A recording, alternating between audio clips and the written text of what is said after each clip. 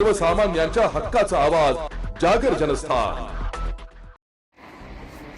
नाशिक शहरातील वाढत्या अंमली पदार्थांच्या तस्करीला आळा घालण्यासाठी पोलिसांनी राबवलेल्या ऑपरेशन क्लीन अंतर्गत मोठी कारवाई करण्यात आली आहे।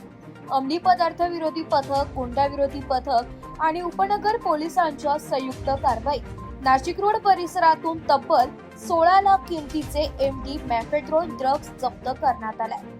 या प्रकरणात राजस्थानातील 2 तस्करांसह 3 अटक करण्यात आली असून 2 जण फरार आहेत। अटक आरोपींना न्यायालयात हजर केले असता त्यांना 5 दिवसांची पोलीस कोठडी सुनावण्यात आली आहे।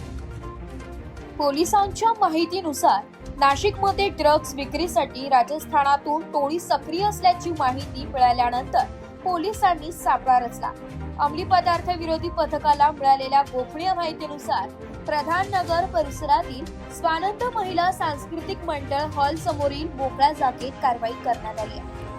यावेळी दुचाकीवरून आलेल्या संशयित श्रवण कुमार लाखाराम बिश्नोई वय वर्ष 29 आणि पुनाराम हिराराम बिश्नोई वय वर्ष 32 दोघे राहणार जोधपूर राजस्थान यांना ताब्यात घेण्यात आले।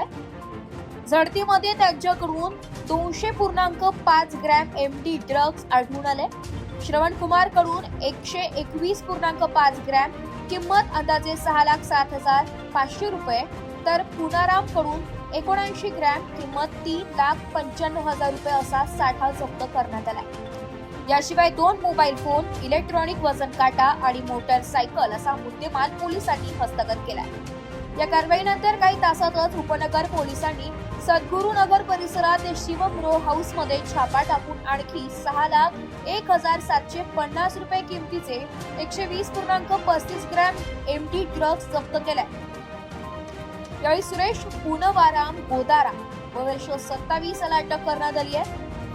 त्याच्याकडून 82 रिकाम्या झिपर पिशव्या आणि इलेक्ट्रॉनिक वजन काटाही जप्त करण्यात आला।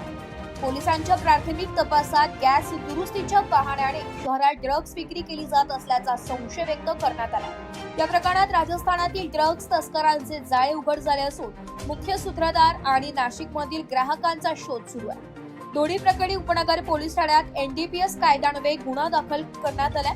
पुढील तपास अंमली पदार्थ विरोधी पथकाचे सहाय्यक पोलीस निरीक्षक विशाल पाटील आणि उपनगर पोलिसांकडून सुरू आहे।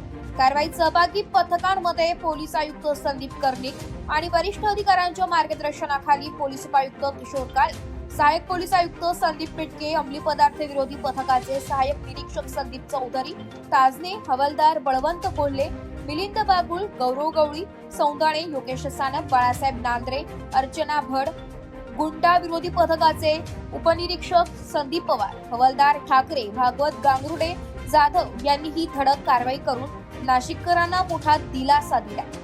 जागर जनस्थानसाठी संदीप नवसे।